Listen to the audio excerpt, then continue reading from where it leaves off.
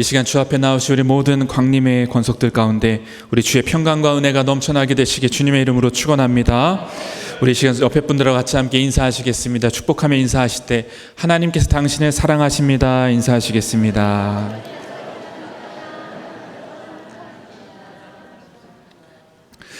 오늘은 우리를 위한 두 가지 치료제라고 하는 제목으로 함께 하나님 말씀을 우리 나누기 원합니다. 우리가 성경을 보게 되면 성경 속에 흐르는 독특하고도 중요한 이미지가 있습니다. 그것은 이 치유와 구원이라고 하는 것입니다. 우리 하나님께서 이 세상을 창조하시고 아름답게 창조하셨는데 그 창조하신 세상이 망가지게 되고 어그러지게 되었습니다. 이런 이 세상을 다시금 회복시키시고 완성해 가시고자 하시는 과정이 성경의 이 시작과 끝에 나와져 있습니다. 우리 인간도 마찬가지입니다. 본래 하나님의 형상대로 아름답게 창조되었고 건강하게 창조되었던 우리가 죄를 범하게 되고 죄가 들어와서 하나님을 떠나게 되면서부터 단절되게 되고 문제가 생겨나게 되고 질병이라고 하는 것이 들어오게 되었습니다. 이런 우리들을 하나님께서는 내버려 두지 않으시고 그런 상태에는 우리들을 다시금 고쳐주시기 위해서 놀라운 일을 행하셨는데 그 일이 바로 십자가의 놀라운 복음이 되는 것입니다. 우리가 이와 같은 치유의 개념으로 구원을 이해하게 되면 굉장히 여러 가지 많은 부분들의 중요한 그 단서들을 우리가 볼 수가 있습니다. 여러분, 예수님께서도 이 땅에 오셔서 사람들의 병을 고쳐주셨다는 것이 이것이 단순하게 질병만 고쳐주신 것이 아니었습니다. 그냥 아픈 사람들의 병을 고쳐주셔서 대단한 기적이 일어났다, 이 정도 개념이 아니라는 것입니다. 거기 안에는 숨겨진 뜻이 있습니다. 본래 질병이라고 하는 것이 없었어야 될 그 인간이 지금 죄 가운데 질병 가운데 고통당하고 있는데 그들의 질병을 고쳐줌으로 지금 우리를 향하여 행하시고자 하신 하나님의 놀라운 계획이 무엇인지를 보여주시는 것입니다. 그것은 우리의 영과 육을 건강하게 하시며 하나님 나라의 그 새로운 완성된 그 나라를 우리 가운데 보여주고자 하셨던 것입니다. 여러분, 이런 부분에서 우리는 오늘 우리 자신이 어떤 부분이 지금 문제인지, 지금 어떤 상태인지를 정확하게 아는 것은 굉장히 중요한 부분이라고 할 수가 있겠습니다. 여러분, 요즘 현대의학이 굉장히 발달되므로 진단의학에서 엄청난 발전된 성과를 얻게 되었습니다. 그래서 우리가 여러 가지 많은 엑스레이를 비롯해서 CT 또 그리고 MRI 등등등 검사를 하는데 너무 자세하게 우리 몸을 다 검사를 해서 발견해내는 것입니다. 심지어는 우리 몸에 있는 암의 1cm밖에 안 되는 암도 그 전신 스캔을 가게 되면 발견하는 그런 검사가 있다는 겁니다. 더 나아가서는 이 DNA 유전자를 검사해서 이 유전자가 지금 앞으로 암이 발생될 것이 예견되는지를 확인해서 그걸 갖다가 대처를 한다는 것입니다. 얼마나 기술이 발전했는지 거의 우리 몸의 속속들이 못 보는 곳이 없을 정도로 발견해내서 빨리 진단하고 빨리 치료하는 이런 엄청난 의학적인 그런 결과를 통해서 수명이 늘어나는 그런 일들이 일어나게 되었습니다. 그래서 우리가 병원에 갔을 때 우리의 질병을 고치기 위해서 약 70% 정도가 이 진단 쪽에 그 에너지가 들어간다고 합니다. 왜냐하면 정확한 진단을 해야지 정확한 치료를 할 수 있기 때문입니다. 여러분, 만약에 우리 하나님께서도 우리를 속속들이 보시고자 그런 다양한 기계들을 가지고서 여러분들을 속속들이 볼 수 있게 하신다면 여러분 좋으실까요? 안 좋으실까요? 그 하나님 앞에서 여러분의 그 속사정을 다 보여주신다면 여러분 보여줄 수 있으실까요? 그런데 여러분, 우리가 고침받기 원한다면, 우리가 회복되기 원한다면 그 하나님 앞에 있는 그대로 보여드려야 된다는 것입니다. 여러분, 우리 인간은 자존심이 있습니다. 인간의 죄성이라는 건 부끄러워서 하나님 앞에 나아가기를 싫어합니다. 성경을 보게 되면 하나님을 그 마음에 두기 싫어했다고 나와 있습니다. 그 하나님의 그 빛 가운데 서는 것을 누구도 원치를 않습니다. 그러나 여러분, 우리가 정말 구원을 받기 원한다면, 정말 치료를 받기 원한다면, 회복되길 원한다면 그 하나님의 은혜의 빛 가운데 서야 됩니다. 그것이 때로는 직면하고 아프다 할지라도 여러분 그 앞에 제대로 진단을 받게 될 때 우리가 회복될 수 있는 가능성이 생겨나게 된다는 것입니다. 여러분, 우리 하나님은 우리를 향해서 그 진단의 자리로 초대하고 계십니다. 우리가 아픈 상태에 있는 우리들을 내버려 두지 않으시고 그냥 그대로 놔두면 영원히 죽고 영원히 멸망하고 고통할 수밖에 없는 우리들인데, 그런 우리들을 내버려 두지 않으시고 하나님은 은혜와 자비의 손길을 내밀고 계시다는 것을 기억하게 되시기 바랍니다. 여러분, 그 초대의 손길 가운데 나아가게 되시기 바랍니다. 무엇보다도 여러분, 그 의사는 최고의 명의이십니다. 우리의 최고의 명의 되시는 예수 그리스도, 그분 앞에 나아갈 때 못 고칠 질병이 없다고 말씀하십니다. 우리는 그분의 이름으로 말미암아 그분의 능력 앞에 우리는 소망을 가질 수가 있게 되는 것입니다. 여러분, 그러므로 우리는 그 최고의 의사를 만나야 되는 것입니다. 그 만남을 통해서 우리는 이 놀라운 구원의 신비를 경험하게 되는 것입니다. 여러분, 이 정확한 진단도 중요하지만 그 다음에 정확한 치료도 중요합니다. 오늘 우리는 이 로마서의 말씀을 통해서 두 가지의 하나님께서 우리 가운데 주신 치료제를 같이 함께 살펴보길 원합니다. 그래서 오늘 신음하고 괴로워하며 오늘도 고통하고 있는 수많은 영혼들에게 우리 하나님께서 이와 같은 치료의 제를 주심으로 그것으로 말미암아 우리가 고침받고 회복되고 놀라운 구원의 건강의 은혜를 누리는 역사가 있게 되길 원합니다. 우리 첫 번째 치료제입니다. 첫 번째 치료제는 칭의입니다. 칭의. 이 칭이라고 하는 말이 사실 좀 어렵습니다. 그런데 쉽게 말하자면 의롭다라고 칭한다라는 의미입니다. 의롭다라고 인정을 받는다라는 의미입니다.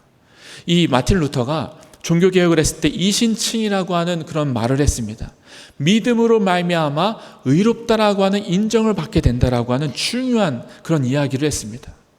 여러분, 사도 바울이 말했던 그 복음의 핵심은 어떤 노력으로 우리가 이 의를 쟁취하는 것이 아니라 하나님 앞에서 우리가 노력하고 율법을 열심히 지키고 무언가 고행을 쌓고 하면서 하나님께 더 가까이 나아가고 그 은혜를 받게 되고 의롭다라고 하는 인정을 받는 것이 아니라 우리를 위하여 제시하여 주시고 이루어 주신 놀라운 십자가의 그 예수 그리스도의 은혜를 믿음으로 받아들일 때 우리를 의롭다라고 인정해 주신다고 말씀하시는 것이 사도 바울이 말하는 복음이었습니다.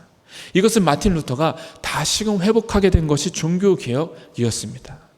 여러분, 이것이 왜 중요하냐 하면 당시 초대교회 때도 많은 이단들이 율법을 지키는 것을 통해서 하나님의 의를 얻을 수 있다고 생각했기 때문입니다. 그래서 사도 바울은 갈라디아서와 로마서를 통해서 복음이 무엇인지를 정확하게 기록해 놓았습니다.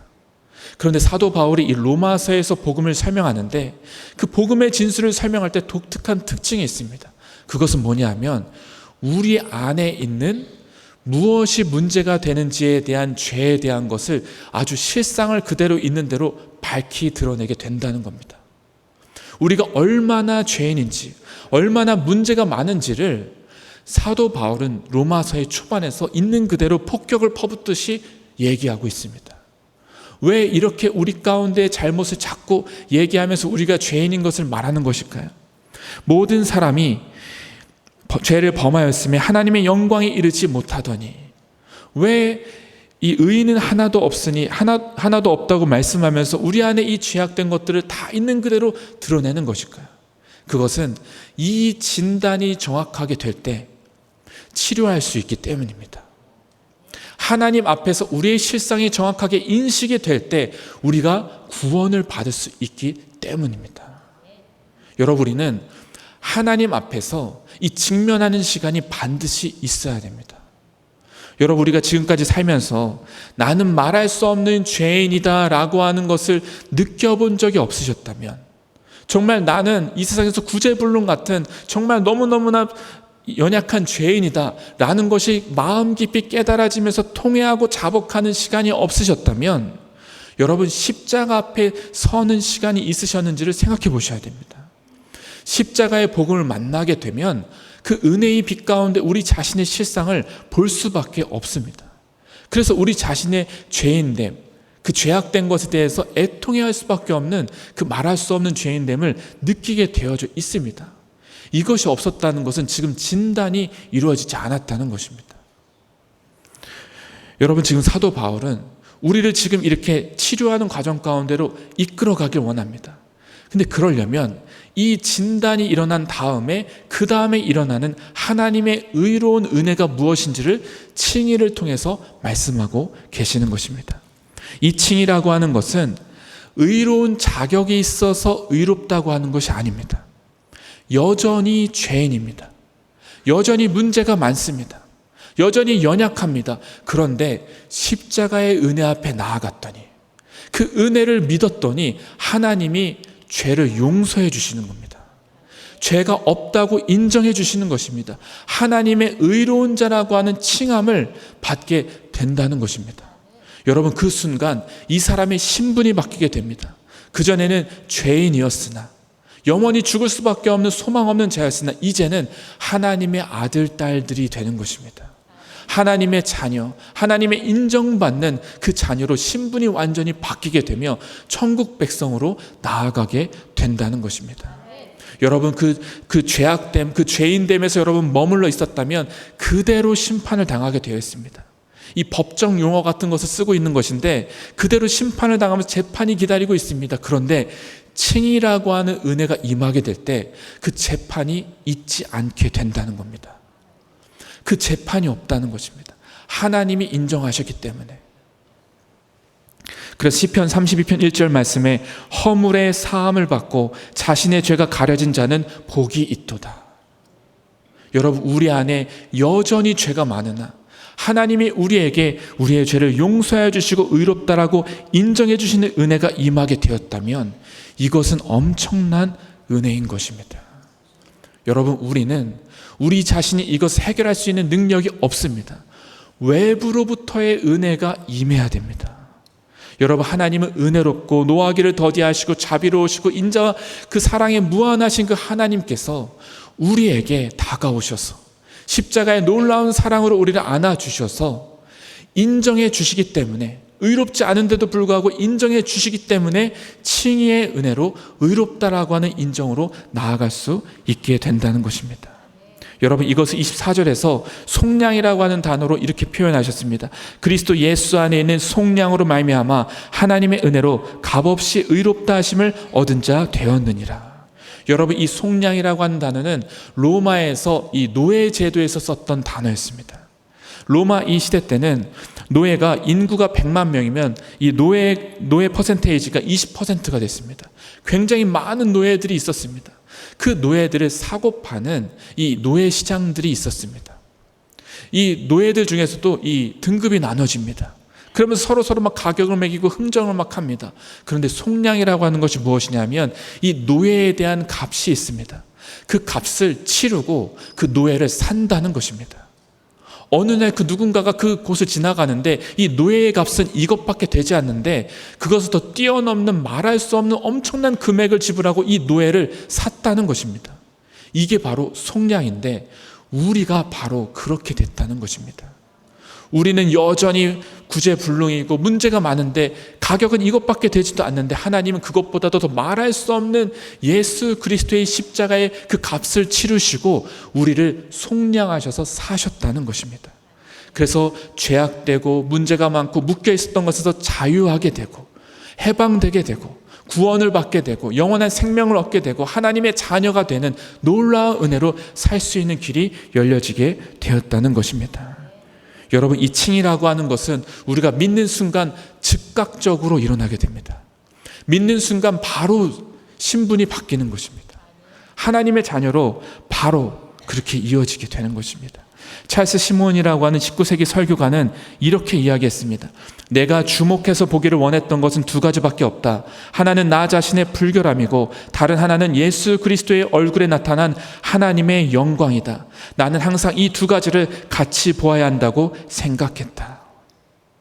여전히 나는 죄인 됐지만 그러나 하나님이 나를 의롭다라고 인정해 주시는 칭의의 은혜가 임하고 있으니 여러분, 이 두 가지가 같이 있다는 것입니다. 마틴 로이드 존슨이 이렇게 말했습니다. 믿음이 있는 사람은 더 이상 자신을 바라보거나 자신에게 기대를 거는 사람이 아니다. 그는 더 이상 과거와 현재, 미래의 자기 모습에 주목하지 않는다. 그는 주 예수 그리스도와 완성된 구원만 바라보고 의지한다.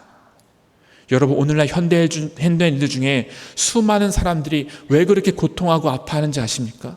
정죄감으로 이길 수 없어서 고통하고 있습니다. 자신의 그 연약함과 죄에 대해서 해결할 길이 없어서 그렇게 병들어서 고통하고 있습니다. 여러분, 그것을 누가 해결할 수 있을까요? 어떤 노력으로도 해결이 안 됩니다. 그런데 외부로부터 어떤 은혜가 임했다는 것입니다. 하나님이 우리를 위해서 십자가의 놀라운 은혜가 외부로부터 임하여 나는 그게 아닌데 하나님이 그렇게 칭의의 은혜로 나를 인정해 주시고 의롭다라고 용서해 주시기 때문에 우리가 회복되게 되고 다시금 생명으로 나아갈 수가 있게 된다는 것입니다. 존 머리라고 하는 사람이 이렇게 얘기했습니다. 하나님은 당신의 진노를 없애기 위해 아들을 죽음에 내몰아 그 피를 흘리게 하실 만큼 진노의 대상인 인간들을 지독히 사랑하셨다. 여러분, 사실 하나님 앞에서 우리는 자격 없는 존재였습니다. 사랑받을 만한 자격 정말 없습니다. 그런데 하나님이 우리를 향하여 그 사랑의 손길을 내미셨다는 것입니다. 그 아들을 통하여, 예수 그리스도를 통해 그 사랑의 손길을 내미셨다는 것, 이것은 정말 이해되지 않는 일입니다. 그런데 그 일을 통하여 우리의 신분을 바꾸셨다는 것, 이것이 바로 놀라운 은혜라고 하는 것입니다. 우리 조준모라고 하는 유명한 CCM 사역자는 그 찬양 가사 중에 이런 가사를 썼습니다. 굉장히 정말 영감 있는 가사인데 이렇게 그 노래를 했습니다. 십자가에서 그는 내 이름 바꾸셨네. 십자가에서 그는 내 이름 바꾸셨네. 고아에서 아들로, 거절에서 용납으로, 죄인에서 의인으로 바꾸어 주셨네. 십자가에서 그는 내 이름 바꾸셨네. 십자가에서 그는 내 이름 바꾸셨네. 저주에서 축복으로, 원수에서 연인으로, 창기에서 신부로 바꾸어 주셨네. 여러분, 우리는 이해가 되지 않습니다. 이해가 안 되는데 그 하나님은 우리 가운데 찾아오셔서 이렇게 바꾸어 주신다는 것입니다. 그 칭의라고 하는 건 우리의 삶이 완전하게 변화되는 것은 아닙니다. 칭의를 받는 그 순간 그 삶은 여전히 옛사람의 모습이 드러날 수 있습니다. 그런데 변화가 시작되었습니다. 하나님이 시작하신 옛사람을 바꿔 새 사람으로 나아가는 그 변화를 시작하셨다는 것입니다. 그리고 이제 그 변화의 과정 속에서 새로운 삶을 시작하게 하시는데, 그래서 우리에게 두 번째 치료제가 필요합니다. 두 번째 치료제는 성화라고 하는 치료제입니다. 성화. 이 성화라고 하는 것은 죄와 타락을 해결하는 치료제입니다. 지금 이 사람이 칭의를 받았지만 여전히 아직 세상에서의 그런 불완전함과 여러 가지 문제가 많이 있습니다. 그런 오염되어져 있는 그 모습을 성화를 통해서 하나님의 백성답게 그리스도의 형상을 담는 자리로, 하나님 형상을 회복하는 자리로, 그 완전한 자리까지 변화시켜져 가시는 은혜가 바로 성화의 은혜라고 하는 것입니다. 이것이 어떻게 보면 신학적인 용어인데 우리의 신앙적인 삶이 거룩하게 되어가는 그런 과정, 그것을 말한다고 할 수가 있겠습니다. 여러분, 우리에게 칭의의 은혜가 임하게 되면 우리 마음에 성령께서 찾아오십니다. 성령님께서 우리 가운데 찾아오셔서 함께 하시게 됩니다. 그러면서 우리의 삶을 변화시켜 가신다는 것입니다. 아직 여전히 부족한 건 많습니다. 아직 문제가 많습니다. 그런데 하나님이 변화시켜져 가시는 놀라운 은혜를 주신다는 것입니다. 이 성화에 있어서 핵심이 뭐냐 하면 성령님께서 함께 하시는 것입니다. 내가 노력해서 성화하는 것이 아닙니다. 노력해서 그 거룩에 이르는 것이 아니라, 율법을 지켜서가 아니라 성령님과 동행하면서 성화의 열매가 맺어져 가게 되는 것입니다. 성령님과 동행하면서 그분이 나를 위로해 주시고, 나를 인도해 주시고, 나를 새롭게 해 주시고, 나아가게 하시고, 소망을 주시고, 그러면서 열매를 맺게 해 주셨는데, 그전에는 사랑도 없고 선한 마음도 없고 문제가 가득했던 그런 사람이 사랑의 열매가 맺어지게 되고 온유의 열매가 맺어지게 되고 충성스럽게 되게 되고 자비가 넘쳐나게 되고 등등등 이런 열매들을 맺어가게 되더라는 것입니다. 하나님의 형상을 잃어버렸던 자가 하나님의 형상을 회복하는 자리로 나아가게 되는 역사가 일어나게 된다는 것입니다. 여러분, 그런 부분에서 오늘 구원받은 자는 날마다 기대할 수 있는 줄 믿습니다. 날마다 열매 맺게 될 것을 기대하며 나아가게 되는 것입니다. 여러분, 구원이라고 하는 것은 이 칭의와 성화 두 가지를 다 말해야 됩니다. 칭의만 말하는 것이 아닙니다. 성화만 말하는 것도 아닙니다. 두 가지를 다 말하게 되어 우리를 의롭게 여기시고 우리를 변화시켜 가시는 은혜로 말미암아 우리가 구원을 이루게 된다는 것을 설명할 때 구원을 설명할 수가 있는 것입니다. 사도 바울은 구원을 두렵고 떨림으로 이루어가라고 말씀하셨습니다. 이것이 바로 이 두 가지를 다 설명하고 있는 것입니다. 여러분, 우리가 구원받았다면 이 두 가지 은혜가 우리 가운데 다 있어야 된다는 것입니다. 이 성화의 은혜는 우리를 전인격적으로 변화시켜 가시는 것입니다. 여러분, 복음은 과연 우리의 삶을 바꿀 수 있을까요? 복음은 정말 우리의 삶을 변화시킬 수 있는 것일까요? 성화의 은혜는 분명히 변화시켜 가십니다. 우리의 기준하고는 다르게 지금 조금 더디다 할지라도 분명히 하나님은 그 성화의 은혜로 우리를 변화시켜 가실 것입니다. 그래서 우리가 해야 될 일이 있습니다. 로마서 8장 5절과 6절의 말씀에 육신을 따르는 자는 육신의 일을, 영을 따르는 자는 영의 일을 생각하나니 육신의 생각은 사망이요 영의 생각은 생명과 평안이니라. 우리는 그 영을 따라서, 성령을 따라서 날마다 살아가게 될 때 이런 열매들을 풍성하게 맺는 삶을 살게 된다는 것입니다. 그리스도 안에서 옛사람이 지나가고 새 사람으로 살아가게 되는 놀라운 삶이 우리 가운데 펼쳐지게 되는 것입니다. 여러분, 우리의 인생 가운데 여러 가지 많은 우여곡절들이 있습니다. 문제들도 많습니다. 그런데 여러분, 순식간에 우리 가운데 이 변화되는 일은 칭이라고 한다면 평생에 걸쳐서 일어나는 일은 성화라고 할 수가 있겠습니다. 그래서 이 칭의와 성화, 이 두 개가 같이 함께 있어야 된다는 것을 여러분 기억하게 되시길 바랍니다. 이 성화의 방법에 대해서 이렇게 이야기합니다. 성도들에게는 하늘을 향해 날아오르는 두 날개가 있다. 하나는 하나님 말씀, 그리고 하나는 기도이다. 이 두 날개를 통해서 그리스도의 형상을 닮아가게 된다. 이 은혜의 두 방편, 창조의 원래 목적으로 나아가는 그런 삶이라고 할 수가 있겠습니다. 우리가 하나님의 말씀과 기도로 충만하게 될 때, 그럴 때 성화의 삶으로 나아가게 된다는 것입니다. 김남준 목사님이란 분은 기도에 대해서 이렇게 설명하셨습니다. 기도는 인간에 대한 하나님의 태도를 바꾸기 위한 것이 아니라 하나님께 대한 인간의 태도를 바꾸기 위한 것이다. 하나님께서는 기도라는 방편을 사용하셔서 신자 안에 죄를 죽이심으로 거룩하고 정화된 삶을 살게 하신다. 그리하여 신자를 더욱 거룩한 성숙으로 나아가도록 은혜로 도우신다. 여러분, 이 기도라고 하는 건 우리의 뜻을 하나님께 관철시키는 그런 기도가 아니라 기도를 하면 할수록 하나님의 뜻이 우리 가운데 관철되게 된다는 것입니다. 처음에는 내 뜻으로 나아갔는데 기도하다 보니 하나님의 뜻이 나를 사로잡게 돼요. 변화되게 되는, 그것으로 나아가게 되는 것, 이것이 바로 기도라고 하는 것입니다. 우리가 호렙산에서 정말 열심히 기도하고 있습니다. 처음에는 그렇게 시작했지만 나중에 호렙산이 끝났을 때는 어떻게 되냐면 하나님의 뜻 앞에 내가 압도당해야 되는 것입니다. 그 하나님의 뜻 앞에 내가 변화되어져야 되는 것입니다. 이것이 진짜 기도를 했다는 것입니다. 여러분, 우리는 이 말씀과 기도로 날마다 성화되어져 가는 은혜로 나아가게 된다는 것입니다. 끝으로 세 번째입니다. 믿음으로 그것들을 복용해야 합니다. 믿음으로 그것을 복용해야 됩니다.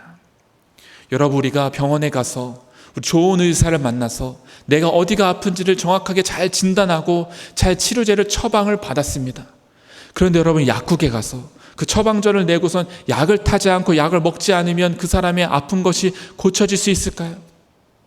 아무리 좋은 약이라 할지라도, 아무리 치료제가 아무리 좋은 게 있다 할지라도 여러분, 그것을 내가 적용하지 않으면 나는 고침받을 수가 없는 것입니다.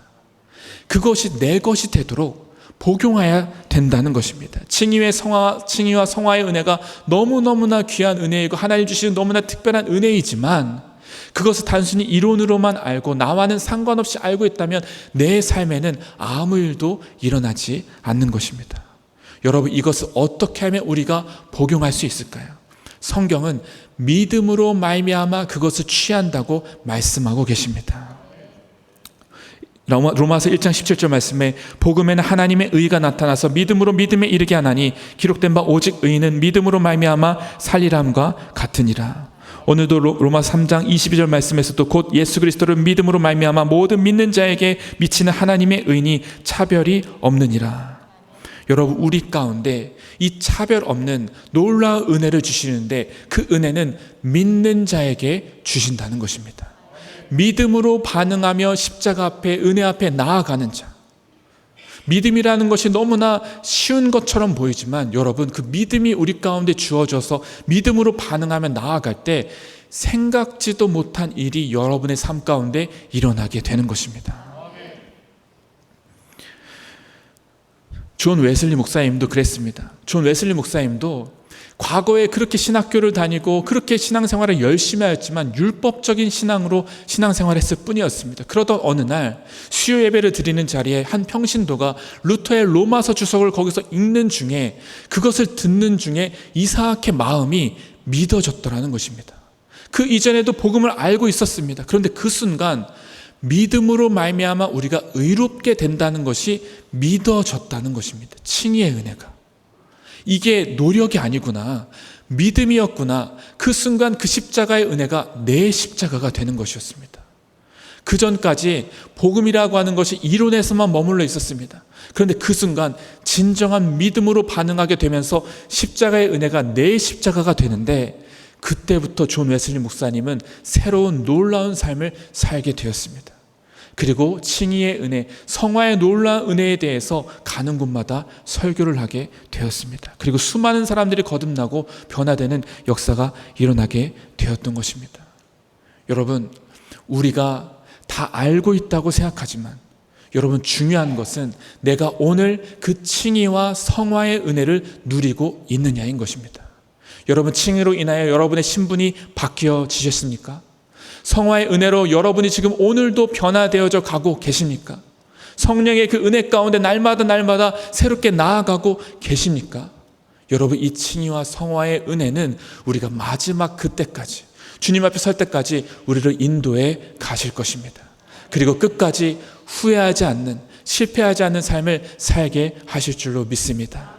우리 시간 함께 예배드리는 우리 모든 성도님들께서 이와 같은 구원의 놀라운 은혜를 붙들고 끝까지 승리하는 우리 하나님 백성들 되시길 주님의 이름으로 축원합니다.